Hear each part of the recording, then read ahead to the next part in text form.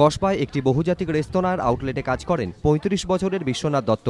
অন্যান্য দিনের মতো গত শুক্রবারও অফিসে যাচ্ছি বলে হালি শহরের বাড়ি থেকে বেরিয়েছিলেন তিনি, আর ফিরে আসেননি। রাত পর্যন্ত বাড়ি না ফেরায় বিশ্বনাথ বাবুর আত্মীয়রা যোগাযোগ করেন তার অফিসের সঙ্গে, কিন্তু সেখান থেকে বলা হয় বিশ্বনাথ সেদিন অফিসেই যাননি। কেন হঠাৎ বিশ্বনাথ বাবুর এই রহস্যজনক অন্তর্ধান বুঝে উঠতে পারছে না তার পরিবার। প্রথমে বীজপুর থানায় একটি ডায়েরি করেন তারা। সোমবার অজ্ঞাত পরিচয় ব্যক্তিদের বিরুদ্ধে কসবা থানায় দায়ের করা হয়েছে অপহরণের অভিযোগ। পরিবারের সন্দেহ, ওই রেস্তোরাঁরই কিছু কর্মীদের একাংশ এই ঘটনার সঙ্গে যুক্ত থাকতে পারেন। পরিবার ও প্রতিবেশীদের দাবি, ওই রেস্তোরাঁর নিরাপত্তারক্ষীদের মারফত তারা জেনেছেন গত শুক্রবার অল্প কিছুক্ষণের জন্য হলেও বিশ্বনাথ দত্তকে সেখানে দেখা গিয়েছিল।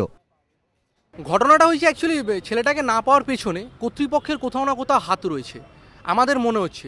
কারণ এখানকার যিনি সেদিনকে ডিউটিতে ছিলেন মৌমিতা প্রামাণিক, ওনার বক্তব্যের সঙ্গে যিনি সুপারভাইজার নেপাল বিশ্বাস, তার বক্তব্যের কোথাও অসঙ্গতি আমরা পাচ্ছি। নিখোঁজ হওয়ার দিন নিজের মোবাইলটি বাড়িতেই রেখে গিয়েছিলেন বিশ্বনাথ দত্ত। রহস্যের অবশ্য এখানেই শেষ নয়। পরিবারের দাবি, বিশ্বনাথবাবু নিখোঁজ হওয়ার পর থেকেই বাড়ির ল্যান্ডলাইনে রহস্যময় ফোন আসছে। ফোন তুললেই শোনা যাচ্ছে কখনো পুরুষ কখনো মহিলা কণ্ঠ। গোটা বিষয়টি পুলিশকে জানিয়েছেন বিশ্বনাথ বাবুর আত্মীয়রা। ময়ূখ ঠাকুর চক্রবর্তী, এবিপি আনন্দ, কলকাতা।